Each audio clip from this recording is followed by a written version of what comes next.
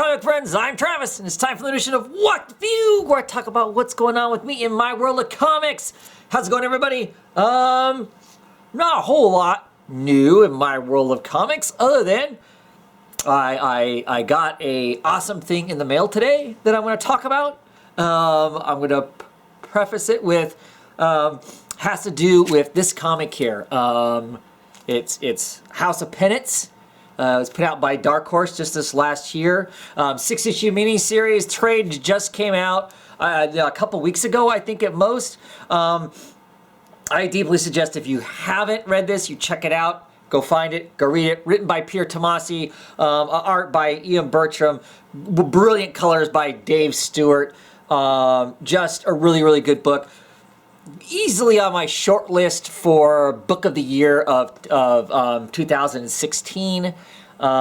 Just really, really a great run. Ian Bertram's art. One of the biggest reasons I picked it up, just because I was curious about his art. Some of us had seen his art in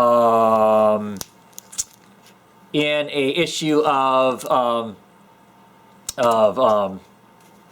Batman Incorporated, right? I'm pretty sure it was Batman Incorporated. No, it was Batman Eternal. It was Batman Eternal is what it was. Crazy issue that was like issue 16. Everybody hated it because it was so outside the box as far as typical art goes for a Batman book. And so people kind of had all fits and kittens about it. I thought it was weird. I really liked the art. Weird for a Batman book, but really liked the art. I wasn't familiar with Ian Bertram before that, so it was kind of my introduction. So I kind of pay attention, when something different of his coming out. And there was this House of Penance, which has to do with Mrs. Winchester here. I want to say Sarah. Don't know that for sure. But anyway, Mrs. Winchester, actual historical figure. She is married into the Winchester family of the Winchester repeating rifle. And she, in California, has this home that has multiple rooms and staircases and doors that lead to nowhere. And it's kind of what the story is loosely based around. And then we get this kind of whole psychological drama between her and a man that comes to work at her house to help build this catacomb of stairwells and doorways and all of that. And we get this kind of whole psychology behind the building of the house and all of that, which some factual, lots not factual. Just a cool story. Anyway, doing some art shopping, because I'm always looking for original comic book art. So I got some art from this. It was a steal. The prices, I think, were more than reasonable, and so I got some. Last year was not a good year for a lot of things. It was a good year pretty much for me pay-wise, so that's a good thing. And so I had some extra cash, burning a hole in the old pocket, and like I said, original art's usually what comes to mind first. Like I said, had a good year. I bought some toys. These toys I'm going to show you, and I donated a bunch of money also to the ACLU. For those of us here in the United States currently, there seems to be a climate where the government doesn't actually want to follow the rules that are established that make our country run the way it does. And so I felt the need to donate for any number of reasons. So some money went there too. Anyway, that's kind of a side story. Anyway, so let's show some art, right? Because that's why we're here, whether you know it or not. So this is the first thing. So this is issue 2. Issue 2, page 17, right here. This lovely page here for walking down the stairs. This tendrils of red that are lapping up. It's part of her psychosis, as it were. As long as the house is being built, this is kind of held at bay to some degree, the hammering and all of that. And she is looking for Mr. Peck. So that is page 17, and here is page 17. So there's the original. There's the original, and there is your copy. Okay, so see this gnarly chunk? Hilarious. I've never seen this before. Every page I've ever gotten from comic book artists, very professional page, gridded. You get these you can't really see it all the time, but these like blue lines around the edge that create a border and whatnot. No, this is just a chunk of, can you hear that? Heavy art paper. And clearly, I mean, look at that edge. Clearly he just tore it in half, working on it. His page, what is that? My hand is about 9 inches. So it's about 9 inches by what? By 9 by 14, 13, something like that. Is what he's working in. So I don't know how I'm going to frame this, because right about here is where the page would technically end. You know, just not much past the borders. Right about here is where the page would actually end at, the top of the page. You know, this is all kind of set off to one side, really strangely. But at any rate, so I don't know how well my camera is going to focus on that. There she is, calling down to Mr. Peck, who's in the basement. And here's this wonderful staircase, inked staircase, in these tendrils, living twiny things. So just super, super cool. And this page, to be quite honest with you, was dirt cheap in the grand scheme of things. Talking about prices, there were a lot of those Batman Eternal pages, and the Batman Eternal pages were at least twice as much. I'm assuming that's because they're Batman pages, even though Batman's not in it. I think there's some with Batgirl. So yeah, so to some degree, when you're collecting original art, lots of times you're going to pay for name recognition, not just from the artist, but for what they're doing. If it's a more popular work, or they assume it's going to be a more popular work, then of course it's going to have a higher dollar value on it. Whether it's valued more, to me that's questionable. Art is subjective, of course, and I think that this book will be around longer and talked about more than that Batman Eternal in general, and Batman Eternal, that book, other than it just being kind of an aberration. So that was one page. I bought two, because, you know, it can't just leave with just one page, right? Anytime I buy art. So this is issue 4 of House of Penance. There, trying not to get the glare here. There is this wonderful page here of her at the window, candlelight, Mr.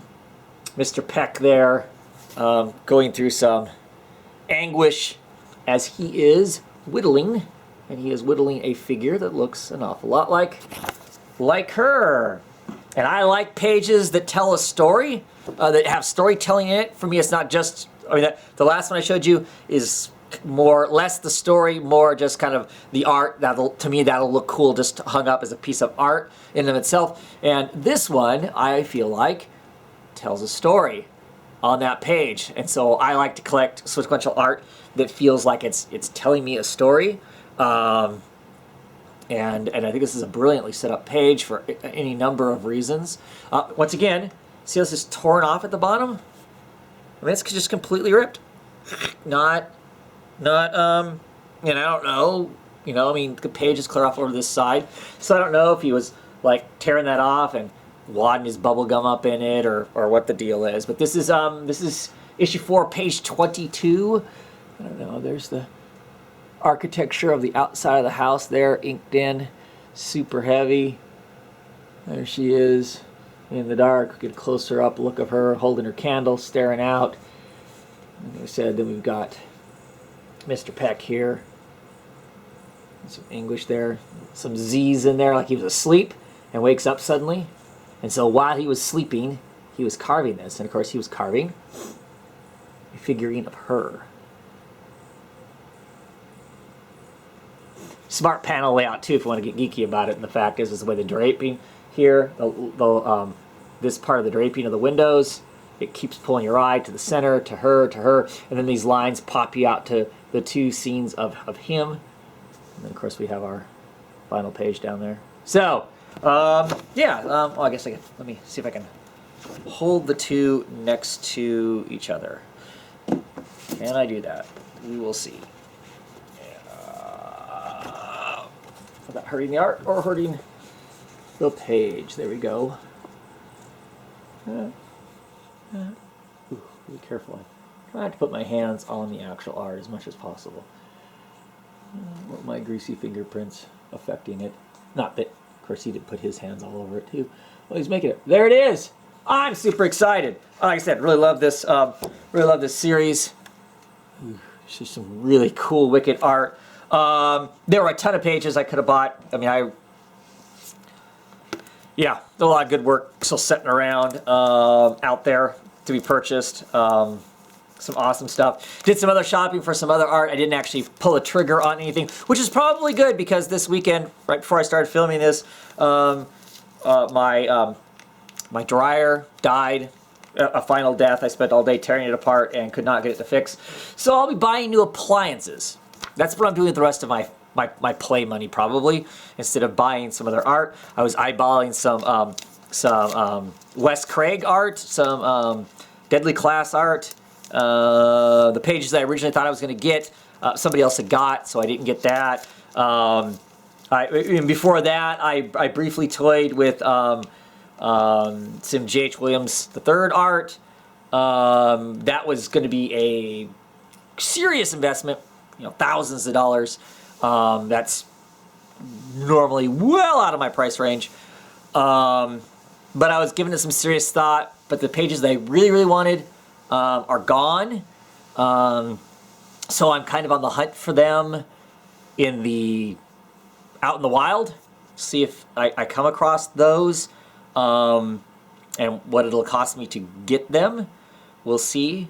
I had a lead on some Batman Brave and the Bold Jim Aparo pages with actual Batman on them. But the person who was selling it was a little iffy to me. Felt I didn't like the way he was going about potentially selling it, so I backed out of that. Yeah, those are some of the things I was kind of doing some serious eyeballing of. The Jim Aparo, I can find Jim Aparo pages that are reasonably priced if I want to get Jim Aparo pages that don't have Batman on them. But I want one with Batman. I want a page that has Batman on it. Jim Aparo draws my Batman. That when people say Batman, that's the first Batman that comes to mind. So that if I'm gonna get that kind of a Batman page, that's really what I want to get. Is that is that sort of thing. I mean, there's actually some reasonably cheap Green Arrow pages. Those Green Arrow pages though are apparel later on, but doesn't actually have green. Most of them don't have Green Arrow in it either, but they're reasonably priced. But yeah, so still on the lookout for that. That's on my high list of let's get a piece of art, not because it's necessarily awesome art in itself, just because it's part of my memory of comics, and I'd love to own a piece of the original work of said thing. So yeah, I'm really happy with the art purchases. Clearly, there are no Kirby's. There are no there are no Ditko Spider-Man or anything like that, but I'm really pleased with them. Now my focus has to be finding ways to get frames for my pieces of work. I now have a ridiculous amount. Well, not ridiculous. Take it back. I have a lot of art that is not in something that I can actually display it, and I want to be able to display the art. So that needs to be my focus. I need to do some exploring of getting reasonably priced frames, and then going with like a instead of glass, actual glass, go with the plexiglass that is UV traded, because you don't want to show any art, in my opinion, anywhere, even if it's not exposed to direct sunlight, that does not have that protection, because otherwise it's going to suck the life out of the work. It'll fade the ink, and certainly if you've invested the money in something that is an original piece of work that there's no replacing it, you want to take the best care of it you can. So I'm going to be exploring that, what that looks like. So far, everything that I own now is all under actual glass. It's my preference. I think it has a higher level of clarity, I'm betting. So I need to buy at least one just to get a sense of what it looks like and to see how cloudy it is and whatnot, because clearly there's no point in putting the art behind something that's going to obscure it. So I can get the full enjoyment out of it. It's like, so it has to have some sort of anti-glare and UV protected, stuff. Anyway, that's it. I'm just rambling and making a bunch of noise now. Anyway, super excited by my two pieces of Ian Bertram art. Just really stoked. I think they're both pretty cool. One, great storytelling. One, just a interesting piece to have, hung up in the hallway or whatever, so people could check it out when they're walking around in my house. And with that, I will say good evening, good morning, good afternoon, whatever it is, and I will catch you whenever the next video comes out. Have a great one, everybody.